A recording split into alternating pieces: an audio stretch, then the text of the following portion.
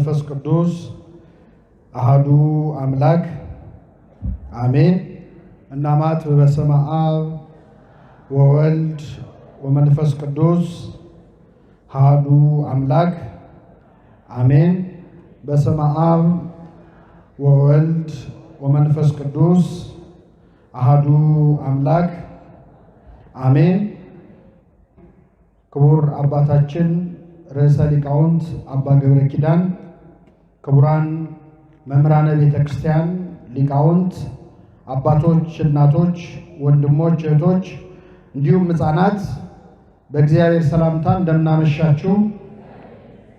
እንደምናመሻችሁ አሜን። ምሕረቱን ቸርነቱን አብዝቶ በእድሜያችን ላይ የዛሬዋን ዕለት ይህችን ሰዓት ጨምሮ በቸርነቱ ቅዱስ ቃሉን እንድንሰማ ስሙን እየጠራን እንድናመሰግነው በቤቱ የሰበሰበን የአባቶቻችን አምላክ ልዑለ ባሕርይ እግዚአብሔር ስሙ የተመሰገነ ይሁን። እግዚአብሔር አምላካችን በቀሪው አጭር ሰዓት ከመካከላችን ሆኖ እንዲያስተምረን፣ እንዲመክረን፣ ምስጢሩና ጥበቡን እንዲገልጥልን የእርሱ ቅዱስ ፈቃድ ይሁንልን። እንደ እግዚአብሔር ቅዱስ ፈቃድ በሚኖረን አጭር የትምህርት ጊዜ በሉቃስ ወንጌል ምዕራፍ 15 ከቁጥር 17 ላይ ተጽፎ በሚገኝ ኃይለ ቃል መነሻነት የእግዚአብሔርን ቃል እንማራለን። እግዚአብሔር አምላካችን በቸርነቱ እንዲያስተምረን እንዲመክረን ቅዱስ ፈቃድ ይሁንልን። በአባቴ ቤት እንጀራ የሚተርፋቸው አገልጋዮች ስንት ናቸው? ቃሉን አብረን እንላለን። በአባቴ ቤት እንጀራ የሚተርፋቸው አገልጋዮች ስንት ናቸው? በዚህ ቃል ተነስተን እንማራለን። እግዚአብሔር አምላካችን ለአባቶቻችን ለነቢያት፣ ለአባቶቻችን ለሐዋርያት፣ ለሐዋርያውያን አበው፣ ለሊቃውንት በጉባኤያቸው ተገኝቶ ምስጢሩን ጥበቡን ገልጦ እንዳስተማረ እኛንም እንዲያስተምረን፣ እንዲመክረን፣ እንዲገስጸን የእርሱ ቅዱስ ፈቃድ ይሁንልን።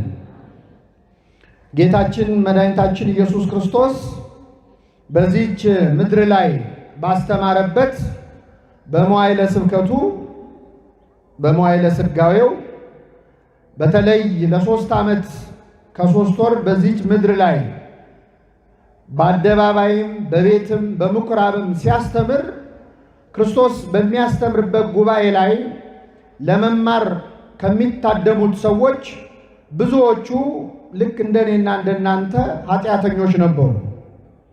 ክርስቶስ በጉባኤ ላይ ሲያስተምር ንጹሐን ቅዱሳን ደናግላን ብቻ አልነበሩም እየመጡ ከሱ ጉባኤ የሚማሩት። በተቃራኒው አመንዝሮች፣ ዘማውያን፣ ሌቦች፣ በዚያን ዘመን ቀራጮች ተብለው የሚጠሩ ስራቸው ቀረጥ መቀረጥ የሆነ ግን አኗኗራቸው ሌብነት የሆነ ሰዎች እየመጡ ከክርስቶስ ጉባኤ ላይ ተገኝተው ታድመው ይማሩ ነበረ። ክርስቶስም ያስተምራቸው ነበር። ይህን በማድረጉ በዚያን ጊዜ የነበሩ ጸሐፍትና ፈሪሳውያን ብዙም ደስ አላላቸው። እንዴት ኃጢአተኞችን ይቀበላል? እንዴት ከነሱ ጋር አብሮ ይበላል ይጠጣል? እያሉ በልባቸው ያጉረመርሙ ነበር። ክርስቶስ ለዚህ ጥያቄ ሲመልስ መድኃኒት የሚያስፈልገው ለጤነኞች ሳይሆን ለምኖች ነው? ለበሽተኞች ነው። እኔ ኃጥአንን ለንስሐ ልጠራ መጣሁ እንጂ ጻድቃንን ልጠራ አልመጣሁም እያለ ይመልስ ነበር። አሁን በጠቀስነው በሉቃስ ወንጌል ምዕራፍ 15 ላይ እንደተለመደው ክርስቶስ ኃጢአተኞችን ሰብስቦ ጉባኤ ሰርቶ ሲያስተምር አይሁድም እንደተለመደው በልባቸው አጉረመረሙ ይላል። አንጎራጎሩ። ልብንና ኩላሊትም ደግሞ ማን ይመረምራል? እግዚአብሔር። ኢየሱስ ክርስቶስ እግዚአብሔር ነው አይደለም? ዮሐንስ ወንጌል ምዕራፍ 2 ላይ ኢየሱስም በሰው ልብ ያለውን ያውቅ ነበርና ማንም ሊነግረው አይሻም ነበር ይላል። ስለዚህ የልቡናቸውን ማጉረምረም አይቶ ለምን ኃጢአተኞችን እንደሚቀበል ለምን ከነርሱ ጋር እንደሚበላ እንደሚጠጣ ለማስረዳት ጌታችን 3 ምሳሌዎችን ተናገረ። የመጀመሪያው ምሳሌ እንዲህ ይላል። አንድ እረኛ 100 በጎች ነበሩት ይላል።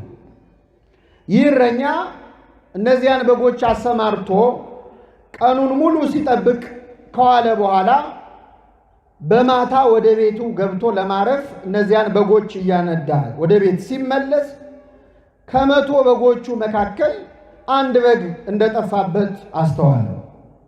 ከ100 በግ አንድ ሲጎድል ስንት ይቀረዋል? አቤት!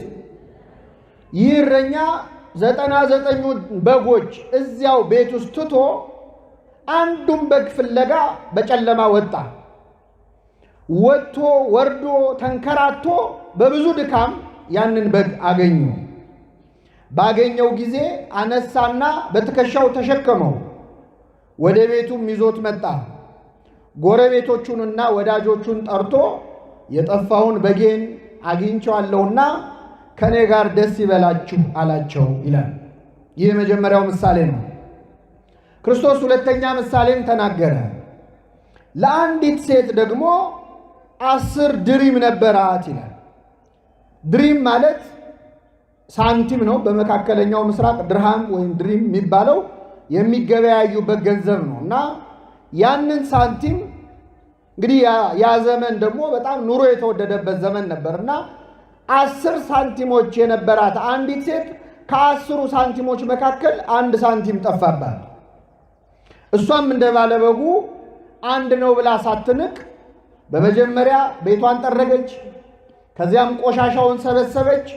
ያንን ሳንቲም እዚያው ቤት ውስጥ ከቆሻሻው መካከል ፈልጋ አወጣችው። እሷም እንደ ባለበጉ የጠፋውን ሳንቲሜን እኮ አገኘሁት ብላ ለወዳጆቿ ተናገረች ይላል። ስንተኛ ምሳሌ? ክርስቶስ 3ኛ ምሳሌ ተናገረ። የመጨረሻ ለአንድ ባለጠጋ ሰው ደግሞ 2 ልጆች ነበሩት አለ።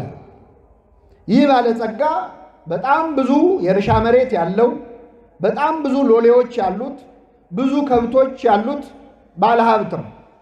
የወለዳቸው ልጆች ግን 2 ብቻ ነበሩ። ወንድ ልጆች ነው የወለደው፣ ታላቅና ታናሽ። እና የዚህን ባለጸጋ ሀብቱን የሚወርሱት ልጆቹ ናቸው። መቼ ነው የሚወርሱት? አባታቸው ምን ሲሆን ነው? ሲሞት ነው። ይገርማችኋል። ትንሹ ልጅ ግን አባቱ እስኪሞትም መጠበቅ አቃተው። ቢያይ አባቱ አልሞት አለው። ስለዚህ መጣና አባቴ ሆይ የሚደርሰኝን ገንዘብ አሁኑኑ ስጠኝ አለው ይላል።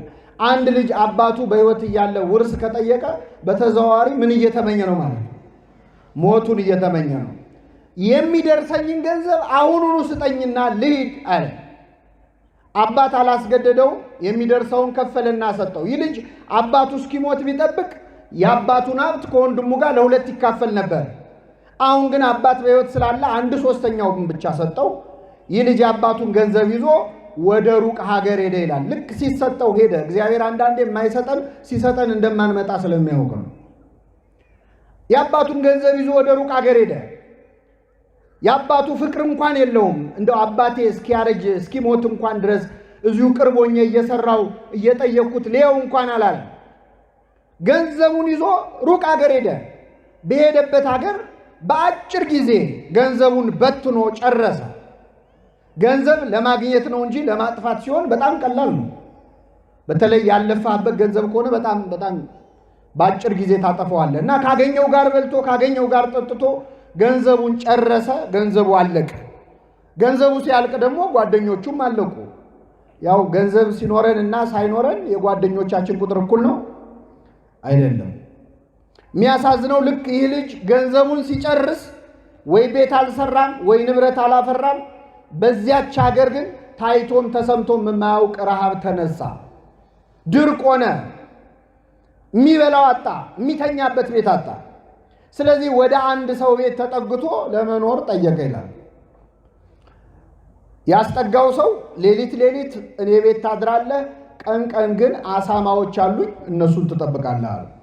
ይህ ልጅ ከሞቀ ከደመቀ ቤት ወጥቶ የምን ጠባቂ ሆነ? ምዕመናን፣ የአሳማ አሳማ ህሱም ማለት በግዕዝ አስቀያሚ ነው። የመጨረሻ ቆሻሻ እንስሳ ቢኖር አሳማ ነው። በጣም በዚያው በበላበት የሚጸዳዳ የመጨረሻ የቆሸሸ እንስሳ እና እዚያ በረት ውስጥ ይሄ ልጅ አሳማ እየጠበቀ ይውል ነበር። ግን ከሽታው በላይ በጣም ያስቸገረው ረሃብ ነበረ። በጣም ይርበው ነበር እና ከመራቡ የተነሳ አሳማዎቹ ከሚበሉት ምግብ ሊበላ ይመኝ ነበር ይላል። በአሳማዎቹ እስከ መቅናት ደረሰ። ይህን ጊዜ ወደ ልቡ ተመለሰ ይላል። እግዚአብሔር ሁላችንን ወደ ልባችን ይመልሰ። ምን አለ?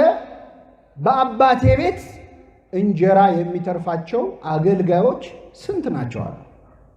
እኔ እዚህ በረሃብ ልሞት ነው፣ ግን በአባቴ ቤት በዚህች ቅጽበት በልተው ጠግበው ለውሻ የሚሰጡ በልተው ጠግበው የሚደፉ ስንት አገልጋዮች አሉ። አሁኑኑ ተነስቼ ወደ አባቴ እሄዳለሁ። አባቴን እንዲህ እለዋለሁ፣ አባቴ ሆይ በሰማይና በፊትህ በደልሁ፣ ወደፊት ልጅህ ተብዬ ልጠራ አይገባኝም፣ ግን ከቤትህ አገልጋዮች እንደ አንዱ አድርገኝ እለዋለሁ አለ። ተነስቶም ወደ አባቱ መጣ። አባቱም ገና ከሩቅ ሳለ አየውና አዘነለት። ወደ እርሱ ሮጠና አቀፈና ሳመው። ልጁም አባቴ ሆይ ልጅ ልባል አይገባኝም አለ። አባት ግን ከሁሉ የተሻለ ልብስ አምጡና አልብሱት፣ ለጣቱ ቀለበት ለእግሩ ጫማ ስጡት፣ የሰባውን ፍሪዳ አምጡና እረዱለት፣ እንብላ ደስ ይበለን፣ ልጄ ሞቶ ነበር ሕያው ሆኗል፣ ጠፍቶ ነበር ተገኝቷል አለ። ደስ ይላቸውም ጀመር ይላል። ይህ ሁሉ ሲሆን ምዕመናን፣ ይህ ባለጸጋ ስንት ልጆች አሉት ነው ያልኳቸው። ታላቅ ወንድሙ ደግሞ እርሻ ሲያርስ ውሎ በማታ ወደ ቤት መጣ። ሲመጣ ቤቱ እልልታ በእልልታ ሆታ በሆታ ሆኗል። ምንድን ነው ብሎ ሲጠይቅ አይ ወንድም መጥቶ አባቴ የሰባውን ፍሪዳ አረደለት ብሎ ነገረው። አንድ ሕፃን ተቆጣ ይላል። ሊገባም አልወደደም። አባትም ወጥቶ ለመነው። እንዲህ መከረኛ አባት የጠፋው ሲመጣ ቤት ያለው ደግሞ ምን አልልም አለ። ኧረ እባክህ ግባ። አልገባም አለ። እኔ እስከ ዛሬ እንደ ባሪያ ተገዝቼልሃለሁ። ካዘዝከኝ ውስጥ ያልፈጸምኩት አንድም ነገር የለም። ግን ለእኔና ለጓደኞቼ ደስ ይበላችሁ ብለህ እንደው አንድ ጠቦት እንኳን ፍየል እንኳን አርደህ አብልተህ ታውቃለህ? ዛሬ ግን ገንዘብህን ከጋለሞቶች ጋር በልቶ ይሄ ልጅህ ሲመጣ የሰባውን ፍሪዳ አረድክለታል። ይሄ ምንህ ሲመጣ ልጅ ለሱ ምኑ ነው? ወንድሜ ላለ ማለት ነው። ይሄ ልጅ ሲመጣ ፍሪዳ አረድክለታል። አባት ግን ልጄ ወይ አንተ እስከ ዛሬ ከኔ ጋር ነበር፣ የኔ የሆነ ሁሉ ያንተ ነው። ነገር ግን ይህ ወንድምህ ሞቶ ነበር፣ ሕያው ስለሆነ ጠፍቶ ነበር፣ ስለተገኘ ደስ ሊለን ሐሴትም ልናደርግ ይገባናል አለው ይላል። ስለ ቃሉ አምላካችን ስም የተመሰገነ ይሁን። ስንት ምሳሌዎች አየን። መጀመሪያ የጠፋው ምንድን ነው? ጅብ ነው። ሁለተኛው አቤት ሳንቲሙ ላይ ሞቅ አረጋችሁት። ሶስተኛው ሰው ነው። እንግዲህ የሉቃስ ወንጌል ምዕራፍ 15 ያልጻፉ ያልተረጎሙ ሊቃውንት የሌሉበት የወንጌል ምዕራፍ ነው። በውስጡ በጣም ብዙ ነገረ እግዚአብሔር፣ ምስጢረ ሥጋዌ፣ ነገረ ድህነት፣ ነገረ መላእክት፣ ነገረ ንስሐ በጣም ብዙ ነገር ያለው ነው። እንደው እያንዳንዱን ለመማር ጊዜያችንም አይበቃንም። ግን በውስጡ ለእያንዳንዱ ክርስቲያን የሚሆን በጣም ጥልቅ መልእክት ያለው ምዕራፍ ነው። እኛ ጥቂቶቹን ብቻ እናያለን። እግዚአብሔር ከሁላችን ጋር ይሁንልን። የመጀመሪያው ምዕመናን የጠፋው በግ ነው። ሁለተኛ የጠፋው ሳንቲም ነው። ሶስተኛ የጠፋው ሰው ነው። እኛ ክርስቲያኖች ሰው ሆነን በኃጢአት ምክንያት እንጠፋለን። አንዳንዴ ደግሞ ኃጢአታችን በጣም ሲበዛ ከሰውነት ክብርም ወርደን እንደ እንስሳት የምንሆንበት ጊዜ አለ። ሰው ክቡር ሆኖ ሳለ አያውቅም እንዳለ ነቢየ እግዚአብሔር ዳዊት ሰው እንደሚጠፋ እንስሳ ይሆናል። እንስሳዊ ባህሪ፣ አውሬያዊ ባህሪ ያድርበታል።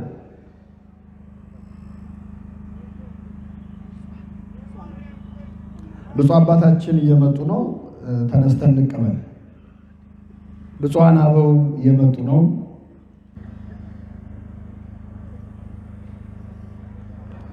እሺ አረፍ አረፍ በሉ። የብፁዓን አባቶቻችን በረከት ይደርብን። ያው መቀመጥ እንደ መነሳት አይቀልም አይደለ? ቦታውን ሁሉ እናጠዋለን እኮ ቆመን ስንነሳ። ከኔ ጋር ናችሁ? እግዚአብሔር ከሁላችን ጋር ይሁን። ስንት ምሳሌዎች አየን ምዕመናን? መጀመሪያ የጠፋው ምንድን ነው? ሁለተኛው፣ ሶስተኛው። ሰው ሆኖ በኃጢአት ምክንያት ይጠፋል። ሰው ሆነን ስንጠፋ ማን ይፈልገናል? እግዚአብሔር ይፈልገናል። ከሰውነት ክብርም ወርደን እንደ እንስሳ ብንኖርም ማን ይፈልገናል? አንዳንዴ ደግሞ ሰው ከእንስሳ ማንሶ ዕቃ የሚሆንበት ጊዜ አለ። ሰው እኮ ከእንስሳትም ያንሳል። አሁን እንስሳት አንበሳን አይበላም፣ ነብርን አይበላም። ሰው ግን ሰውን ይበላል አይበላም? እያየን ነው። ሰው ከእንስሳ በላይ ይሆናል። ከአራዊት የሚያንስበት ጊዜ አለ። ሶስቱንም ሆነን ብንጠፋ ማን ይፈልገናል? ፈላጊውን ደግሞ ስታዩት መጀመሪያ ላይ እረኛ ነው የፈለገው፣ ሁለተኛ ላይ እናት ነች የፈለገችው፣ ሶስተኛ ላይ አባት ነው። የሁላችን አባት ማን ነው? መልሱልኝ። እናታችንም እሱ ነው ይላል ቅዱስ ያሬድ። አንተ አቡነ አንተ ምነ፣ አንተ አባታችን ነህ፣ አንተም እናታችን ነህ። እግዚአብሔር እናት ነው፣ እግዚአብሔር አባት ነው። ታላቁ ሊቅ አለቃ ኪዳነ ወልድ ክፍሌ ደግሞ እግዚአብሔር እናት አባት ብቻ አይደለም አያታችንም እሱ ነው ይላሉ። ምናችን? ምክንያቱም እግዚአብሔር በመጽሐፍ ቅዱስ ራሱን በዶሮ በንስር በወፍ እየመሰለ ይናገራል። ዶሮ ጫጩቶቿን ከቅፎቿ በታች እንደምትሰበስብ እኔ ልሰበስባችሁ ወደድሁ ይላል። ራሱን በዶሮ እኛን በጫጩት መስሎ እግዚአብሔር። እስቲ ልጠይቃችሁ ምዕመናን፣ ዶሮ ለጫጩት እናት ናት አያት ናት? እናት ናት አያት ናት? አያት። እናቷ ማን ነው? እንቁላል እንዳትሉ አደራችሁ። እሷ እንቁላል ትጥላለች። ከእንቁላሉ ምን ይገኛል? እግዚአብሔር እንደ እንቁላል መሬትን ፈጠረ። ከመሬት ከአፈር ደግሞ ማንን ፈጠረ? ሰውን ፈጠረ። እናትም አባትም አያታችንም እሱ ነው ያሉት ሊቁ ይህንን ነው። ግን እግዚአብሔር ከእናትም ከአባትም ከአያትም ደግሞ በላይ ነው። እናት አባቶቻችን የፈለገ ቢወዱን የፈለገ ቢንከባከቡን በዋልንበት አይውሉም፣ ባደርንበት አያድሩም። እግዚአብሔር ግን ከኛ ተለይቶ ያውቃል። ስለዚህ እግዚአብሔር እናት አባት ብቻ አይደለም እረኛም ጭምር ነው። ነቢየ እግዚአብሔር ዳዊት እንዳለ እግዚአብሔር እረኛዬ ነው የሚያሳጣኝ የለም ብሎ እንደተናገረለት እግዚአብሔር እረኛ ነው። እረኝነቱም የተለየ ነው። እረኛ በግ ከጠበቀ ቀን ከጠበቀ ሌሊት ይተኛል፣ ሌሊት ከጠበቀ ቀን ይተኛል። እግዚአብሔር ግን እኛን ሲጠብቅ ምን አይልም? አይተኛም። ሕዝቤን የሚጠብቅ አያንቀላፋ። እረኛ በግ ጠብቆ መጨረሻ ላይ ያንን በግ ወይ ራሱ አርዶ ይበላዋል፣ አለዚያ አርደው ለሚበሉ ሰዎች ይሸጠዋል። እግዚአብሔር እረኛችን ነው። አርዶ ይበላናል፣ ገፎ ይለብሰናል። ባይሆን እረኛው መድኃኔዓለም ክርስቶስ ስለኛ በ30 ብር ተሸጧል። እኛ በጎቹ ተሰልፈን የእረኛውን ስጋና ደም እንበላለን። በጎቹ ያረዱት እረኛ መድኃኔዓለም ክርስቶስ ብቻ ነው። ስሙ የተመሰገነ ይሁን። የሚገርማችሁ አሁን እንደው እረኛ መሆንም እኮ አያስፈልግም። አሁን እኛ ለዓመት በዓል ቤታችን በግ እንገዛና እናስራለን። ዓመት በዓሉ እስኪደርስ ለ7 ቀንም ለ5 ቀንም ያ በግ ቤት ውስጥ ሲቆይ በጣም በጉን እንንከባከበዋለን አይደል? ሳር እናበላዋለን፣ ውሃ እናጠጣዋለን። ለምን ነው የምንንከባከበው? እንደው እንክብካቤውን አይቶ እኮ እንደው ምን አይነት የተባረኩ ሰዎች ናቸው ሊል ይችላል። ይሄ በግ የምንንከባከበው ግን ምን ልንለው ነው?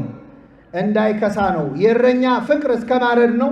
የክርስቶስ ፍቅር ግን ነፍሱን ስለ በጎቹ አሳልፎ እስከ መስጠት ድረስ ነው። ልብ አድርጉ ምዕመናን። ይህ እረኛ 100 በጎች ነበሩት ይላል። 100 በግ የተባሉት ሰውና መላእክት ናቸው። አንድ በግ ጠፋበት የተባለው ደቂቀ አዳም ነው። 99ኙን በጎች ትቶ አንዱን በግ ፍለጋ ወጣ የተባለው 99ኙን ነገደ መላእክት ትቶ ማለት ባህርየ መላእክትን ልዋሃድ ሳይል ባህርየ ሰብን መርጦ ማለት ነው። የአብርሃምን ዘር ይዟል እንጂ መላእክትን አይደለም እንዳለ ሰውን ብሎ አንዱን በግ ፍለጋ ከሰማይ ወደ ምድር ወረደ። እስኪያገኘን ድረስ ፈለገን። ባገኘን ጊዜ በትከሻው ምን አለን? ተሸከመን የተባለው የሁላችንን ኃጢአት ክርስቶስ በመስቀል ላይ ተሸክሟል። መመና ታምረ ማርያም ሲነበብ አልሰማችሁ? የጠፋ በግ አዳምን የፈለገው ባገኘው ጊዜ የተሸከመውን ቸሩን እረኛችንን ክርስቶስን የወለድሽልን ሆይ ምን ይበልሽ? ተረጎመው። አያችሁ? ታምረ ማርያም የወንጌል ትርጓሜ ነው። የጠፋው በግ አዳም ነው። ባገኘው ጊዜ የተሸከመው ክርስቶስ ነው። የተሸከመው ደግሞ የሁላችን ኃጢአት ነው።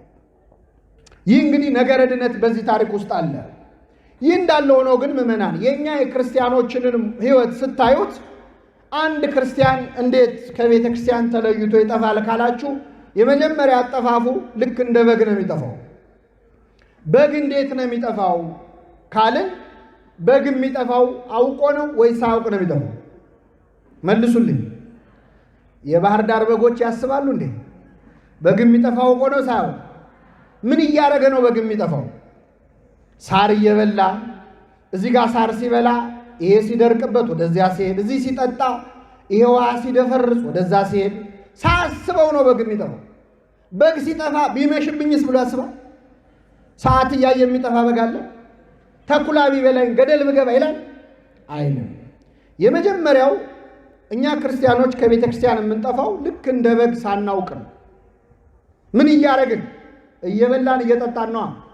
አንድ ስራ ስንሰራ ሌላ ስራ፣ አንድ ንግድ ስንነግድ ሌላ ንግድ፣ አንድ ትምህርት ስንማር ሌላ ትምህርት። ቀስ እያለን እኮ ነው ከቤተ ክርስቲያን የምንጠፋው። ምን ነው ጠፋህ? ምን ነው አታስቀድስም?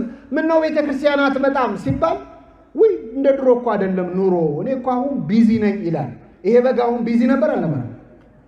ነበር። ይሄን ሳር እያገላበጥ አይደለ? መብላቱ እኮ ጥሩ ነው፣ አትብላ አልተባለ። እግዚአብሔር አትስሩ፣ አትነግዱ፣ አትማሩ አይልም። ግን ከበረቷ ከቤተ ክርስቲያን እንድንጠፋ አይፈልግም። እግዚአብሔር ሁላችንን የጠፋነውን በቸርነቱ ይመልሰን። በግ ሲጠፋ ቢመሽብኝ አይልም። እኛ ደግሞ ከቤተ ክርስቲያን ስንጠፋ ብሞትስ አንልም። ሞት ሲመጣ አይ አሁን ስራ ላይ ነኝ ማለት ይቻላል? አይቻልም። ተኩላ ቢበላኝ አላለም። ተኩላ የተባሉ ክርስቶስ ተርጉሞታል። የበግ ለምድ ለብሰው የሚመጡባችሁ በውስጣቸው እንደ ተኩላ ነጣቂዎች ከሆኑ ከሐሰተኞች መምህራን ተጠበቁ። መናፍቃን ናቸው። ሌላ ምን ተኩላ ነው?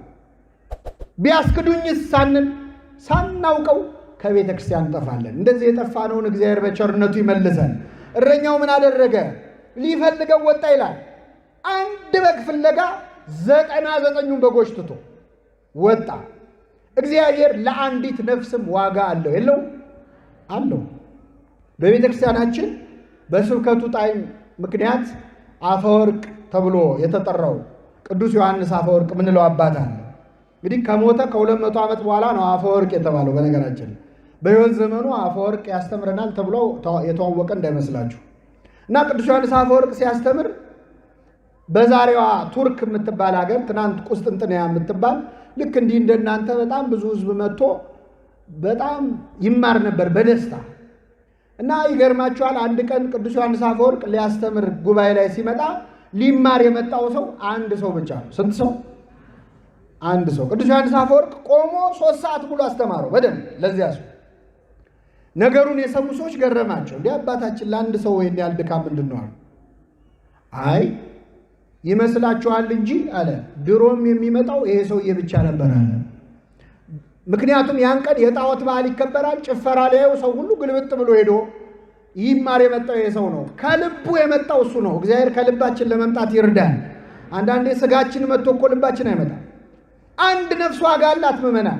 አንዱን በግ ፍለጋ ወጣ፣ እስኪያገኘው ድረስ ፈለገው ይላል። እንዴት የሚያጽናና ቃል ነው! በሉ እስኪ እስኪያገኘው ድረስ ፈለገው። ምን እስኪለው? እግዚአብሔር እኛን የሚፈልገን ምን እስኪለን? እስኪ ደክመው አይልም፣ አይደክመው። እስኪ ሰለቸው አይልም፣ አይሰለቸው። እኛ እኮ ሊያውም ለየት ያለን በጎች ነን። እግዚአብሔር በዚህ ሲመጣ እኛ በዚህ ጋር ምን ነው የምንደበቅ በጎች ነን። እስኪያገኘው ድረስ ፈለገው። ባገኘው ጊዜ አነሳና በትከሻው ተሸከመው ይላል። እዚህ ላይ ነው በጣም የእግዚአብሔርን ሥራ የምናደንቀው። ልብ በሉ ምዕመናን። አሁን እረኞቹ እኛ ብንሆን እስቲ እረኛ ሆነን ቀኑን ሙሉ 100 በግ ስንነዳ ውለን ፀሐይ ላያችን ላይ አልቆ ልባችን ዝሎ ቤት ገብቼ አርፌ ተኛለሁ ብለን ስንመለስ ከ100 በግ አንድ ቢጠፋ ፍለጋ ስንወጣ ደስ እያለን ነው የምንወጣው? እየመረረን ነው የምንወጣው። ወተን ያን በግ ፍለጋ በጨለማ አንዴ ተራራውን ወተን ከዚያ ወርደን ከዛ ተሻግረን ወንዙን አንድ ሁለቴ እግራችንን እንቅፋት ብሎን እንደው ምርር ብሎን እኩለ ሌሊት ላይ ያንን በግ ብናገኘው እንሸከመዋለን? መልሱልኝ። እንኳን በግ ቀርቶ ልጅ ጠፍቶ ሲገኝ ምንድነው የሚደረገው? እኔ የኔን ልምድ ልንገራችሁ። መጀመሪያ ልጅ ሲጠፋ ወላጆች ወይኔ ልጄ ይላሉ። ሲገኝ ደግሞ ወይኔ የሚለው ልጁ ነው አይደለም? ምን አንቀጨቀ እንደውም እመቤታችን ብቻ ነች ጠፍቶባት እኮ አግኝተው ነበር ጌታን አይደለም። እመቤታችን 3 ቀን ሙሉ ጠፋባት፣ ፍለጋ ወጣች ይላል። ስንት ቀን ጠፍቶባት? 3 ቀን ከዓይኗ ቢጠፋ ፍለጋ ወጣች። ክርስቶስ ከኛ ሕይወት ውስጥ ከጠፋ ስንት ቀን ሆኖታል? ከኛ ልብ ውስጥ ከኛ ሕይወት ከጠፋ ከራቀ ፍለጋ ወጣች።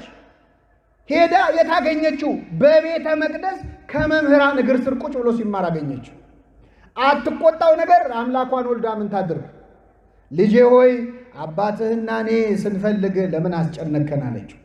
ማናማ ስንፈልግ? አባቴ ያለችው ቅዱስ ዮሴፍን ነው። ክርስቶስ የዮሴፍ ልጅ አይደለም። ለምን አባት አለችው? ቅዱስ ኤፍሬም ሶርያዊ በዙሪያ ላሉት አይሁድ ስትል ነው ይህንን ያለችው እንጂ የዮሴፍ ልጅ ሆኖ አይደለም ይላል። ከዚያ ውጭ ግን ክርስቶስ እኔና አባቴ ስንፈልግህ ያለችውን ይዘው ሰዎች የዮሴፍ ልጅ ነው እንዳይሉት ምን አለ? በአባቴ ቤት ትኖር ዘንድ እንዲገባኝ አታውቁምን አለ። በምን ቤት?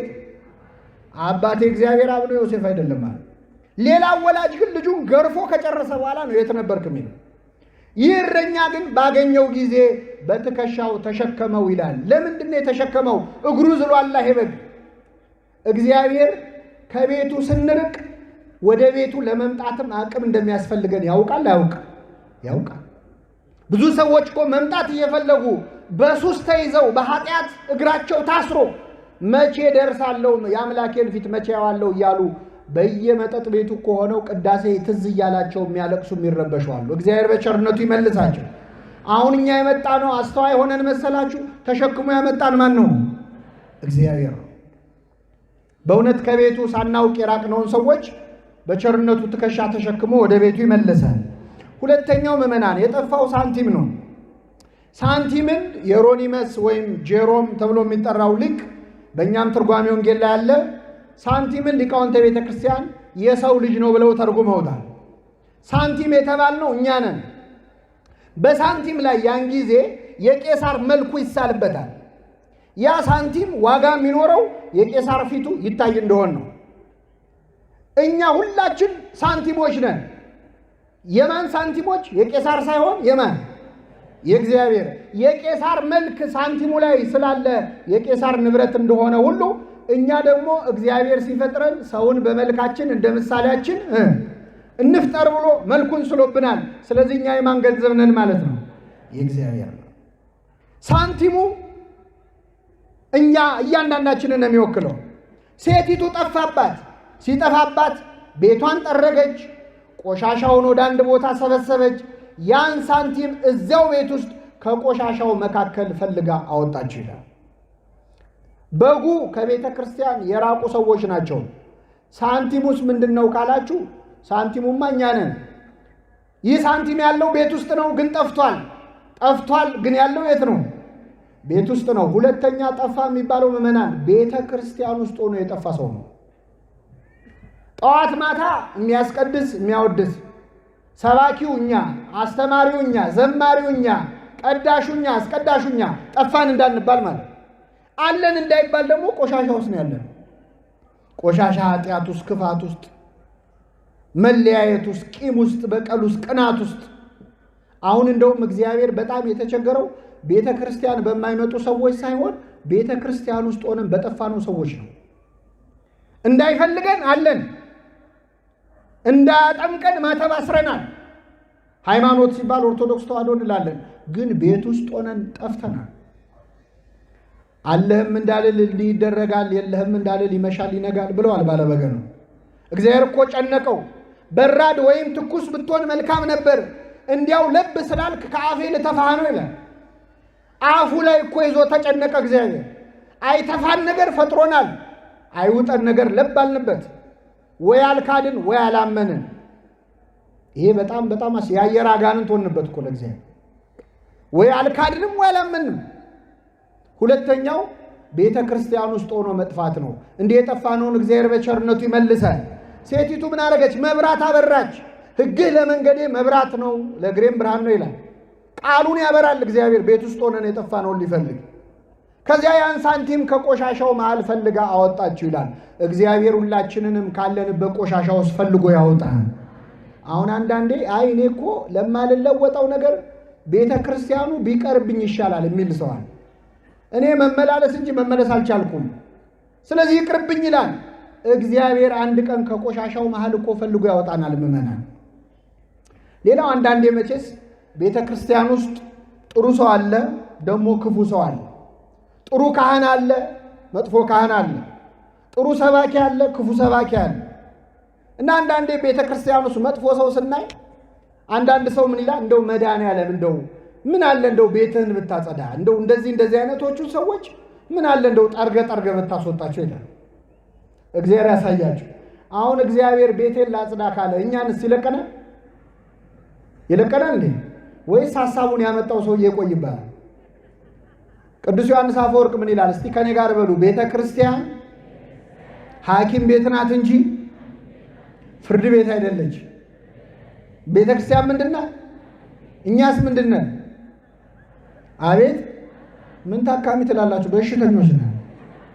አታሳምሩት እንጂ ከበሽተኛም አስቸጋሪ በሽተኛ ደግሞ ቅዱስ ጎርጎርዮስ ዘንዚናዙ ክህነት ተቀበል ብለውት እምቢ ብሎ አምልጦ በግድ ነው የተቀበለው ክህነት። እና ምን ይላል?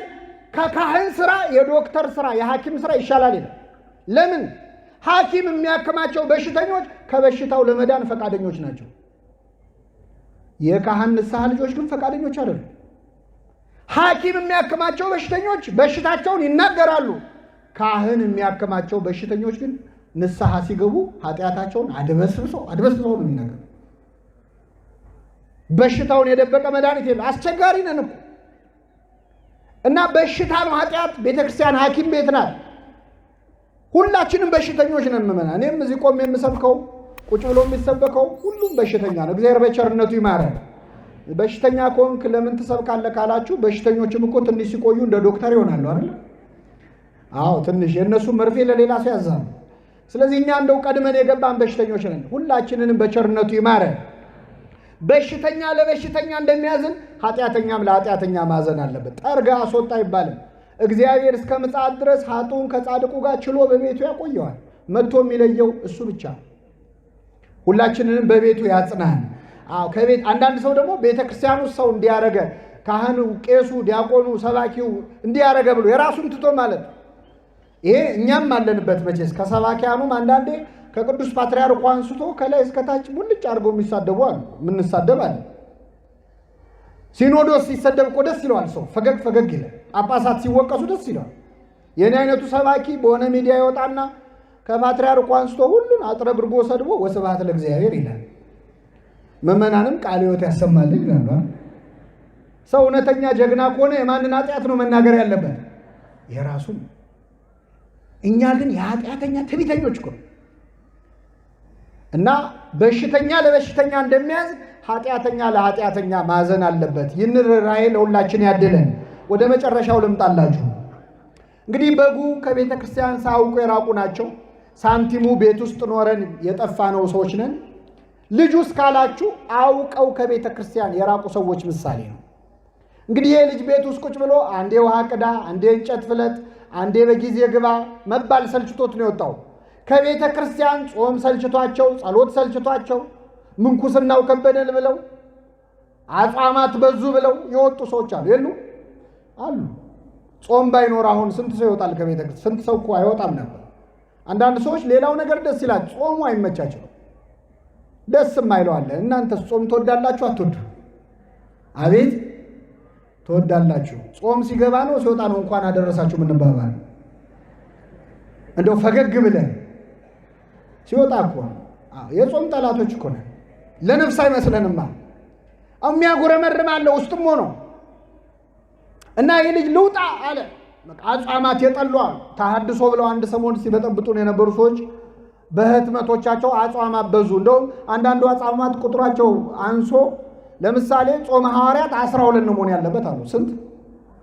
ለምን? አቤት ሐዋርያት ስንት ስለሆኑ እንደው ተራቀው ሞተዋል እኮ። ሐዋርያት 12 ከሆኑ ስለሆኑ 12 ይሁን ከተባለ የነነዌ ጾም ስንት ቀን ነው የምንጾመው? የነነዌ ህዝብ ስንት ነው? አይ ከሆነ አይቀር ለሁሉም ነው አይደል እንዴ? መርጣ አይደል? እግዚአብሔር ያሳያል። ጾሙ፣ ጸሎቱ፣ ስርዓተ ቤተክርስቲያን ሰልችቶት ይወጣል። ጉባኤው ፈዘዘ ብሎ ምንድነው ደመቅ አርጉት ብሎ ይወጣል። ለብዙ ጭፈራ አምሮት ይወጣል። ይህ ልጅ ወጣ፣ የአባቱን ገንዘብ ይዞ ወደ ሩቅ አገር ሄደ። ገንዘቡን በትኖ ጨረሰ ይላል። በጥምቀት ያገኘነውን ሀብተ መንፈስ ቅዱስ በትኖ ከመጨረስ እግዚአብሔር ይጠብቅ። ይመስልሃል ከቤተ ክርስቲያን ይሆናል ብለው ወጥተው ጸጋቸውን ያጡ ሰዎች አሉ። ለዛ ቢስ ያደርግሃል እግዚአብሔር ከቤቱ ስትወጣ። ለቤቱ የሰጠህን ጸጋ ከቤቱ ወጣ አትጠቀምበት። ባዶ እጁን ቀረ። የአሳማ ምግብ መመኘት ጀመረ ይላል። ይህን ጊዜ ወደ ልቡ ተመለሰ። ምን አለ? በአባቴ ቤት እንጀራ የሚተርፋቸው አገልጋዮች ስንት ናቸው አለ። አባታችን ማን ነው? ምእመናን፣ የአባታችን ቤት ማናት? ቤተ ክርስቲያን። የአባታችን ቤት ሙያተኞች ደግሞ ቅዱሳኑ ናቸው እና አቡነ ተክለ ሃይማኖት እነ ቅድስት አርሴማ ናቸው። እንጀራ የሚተርፋቸው ማለት ጽድቅ ተርፏቸው ለሌላው የሚያማልዱ ለሌላው የሚተርፉ ናቸው የአባታችን ቤት ሙያተኞች። ተነስቼ ወደ አባቴ ሄዳለሁ፣ ልጅ ልባል አይገባኝም፣ ከአገልጋዮች አንዱ አድርገኝ ይለዋለሁ አለ። ተነስቶም ወደ አባቱ መጣ። ይህ ልጅ አሳማ ሲጠብቅ ነበር። ልብሱ ቆሽሿል፣ ይሸታል። ልብሴን ልቀይር፣ ገላዬን ልታጠብ ሳይል ከነሽታው ከነቆሻሻው ተነስቶ መጣ። አንዳንድ ሰው ወደ ቤተ ክርስቲያን ና ሲባል አይ እኔ አሁን ሱሰኛ ነኝ፣ ዘማዊ ነኝ፣ ቆሽሻለሁ፣ አንዳንድ ማስተካክለው ነገር አለ ይላል። የሚያስተካክለን ማን ነው? እሱ ደግሞ የፈለገ ብንቆሽሽ አይጸየፈን። ባሕረ ምሕረት ነው። የኛ ኃጢአት የደም ጠብታ ነው። የእሱ ግን ምሕረት የባህር ያህል የውቅያኖስ ያህል እና ገና ከሩቅ ሳለ አባት አየውና አዘነለት ይላል። ሩቅ እያለ አየና አዘነለት። እግዚአብሔር ቤቱ ስንመጣ ብቻ የሚያዝንልን ከመሰላችሁ ተታላችኋል። እግዚአብሔር ሩቅ ሆነን አይቶ የሚያዝንልናል። ከኃጢአት ውስጥ ሆነን አይቶ ያዝንልናል። አዘነለት። ወደ እርሱ ሮጠና አቀፈና ሳመው ይላል። አባት በሩጫ ልጅ በእርምጃ። ሽማግሌው አባት እየሮጠ ወጣቱ ግን እየተጎተተ። እግዚአብሔር እኛን ይቅር ለማለት የሩጫ ያህል ይቸኩላል። እኛ ግን ይቅር በለን ለማለት የእርምጃ ያህል ነው የምንጎተተው። እግዚአብሔር ይቅር ማለት ሳይሰለቸው እኮ እኛ ይቅር በለን ማለት ይሰለቻል። ሮጠና አቀፈና ሳመው። ልጅ ልባል አይገባኝም አለ ልጁ። አባት ግን ከአፉ ተቀብሎ ከሁሉ የተሻለ ልብስ አምጡና አልብሱት፣ ለጣቱ ቀለበት፣ ለእግሩ ጫማ ስጡት፣ የሰባውን ፍሪዳ አምጡና እረዱለት፣ እንብላ ደስ ይበለን አለ። እግዚአብሔር ይቅር በለኝ ብለህ ከመጣ የቀደመ ልብስህን ጸጋ መንፈስ ቅዱስ ይመልስልሃል። ለሁላችን ይመልስልን። ቀለበት አድርጉለታል። ቀለበታውን ጌጥ ነው፣ ምን ምግብ አይደል፣ መጠጥ አይደል፣ ግን ማህተም ነው። በዚያ ጊዜ ቀለበት የንብረቴ ወራሽ ይሁን ከዚህ በኋላ አለ። እግዚአብሔር ይቅር በለኝ ካልከው የትከርመ መጣ አይልም፣ ድጋሚ የመንግስቱ ወራሽ ያደርጋል። ጫማ አድርጉለት ለእግሩ አለ። ጫማ እባቡን ጊንጡን የምንረግጥበት ኃይል ይሰጠናል። በጫማ እንደምንረግጥ ኃጢአት ድል መንሳት እንድንችል ያደርገናል። እግዚአብሔር ፍሪዳ ረዱለት አለ። በንስሐ ለሚመለሱ ሰዎች እግዚአብሔር በቤቱ የሚያርደው ፍሪዳ የገዛ ስጋና ደሙን ነው። ሌላ ምን ፍሪዳ አለ? ይህን ልጅ የተቀበለ አምላክ ሁላችንን ይቀበለን። አሁን ስንተርከው ቀላል ነው። እስቲ አሁን እኛ ብንሆን ልጃችን እድሜያችንን ሙሉ የሰራንበትን ሀብት ወስዶ አውድሞ ባዶ እጁን ከስቶ ጠቁሮ ቆሽሾ ቢመጣ ሮጠን አቅፈን እንስመዋለን? መልሱልኝ። ነገሩ እንስመዋለን። ደስ የሚለው የኛ ሀገር ባህል እንቀበለዋለን። መጀመሪያ መቼም ጣት ቆሰለ ተብሎ ምን አይልም፣ አይቆረጥም። አንዴ ወልጅ ያለው በልና ገባ ቤት ይባላል። ይገባል። ግን ገብቶም አንለቀው። እንደው እንጀራ በበላ ቁጥር እኔ ከፈጣሪ ያገኘዋለሁ ብዬ ነው እንጂ ይቅር እንላለን አንረሳም። ፈረንጆቹ ፎርጊቭ እና ፎርጌት የሚሉት አለ። ይቅር እንላለን አንረሳም። የወጋ ቢረሳ ታውቁታላችሁ። ሲቆይ የረሳውን ልመሰለህ እንዴ እንላለን። ይቅር ካለ የሚረሳ ማ ብቻ ነው? እግዚአብሔር የሁላችንን ኃጢአት በቸርነቱ ይርሳል። እኛ እኮ እናሸማቅቃለን። ንስሐ ገብቶ የተመለሰውንም እያስታወስን የዛሬን አያርገውና እያልን እናሸማቅቃለን። ተቀበለው ይህን ልጅ የተቀበለ ሁላችንን ይቀበለን። የመጨረሻው ነጥብ ምእመናን፣ ታላቅ ወንድሙ ሲመጣ ቤቱ ልልታ በልልታ ሆኖ ሰማ።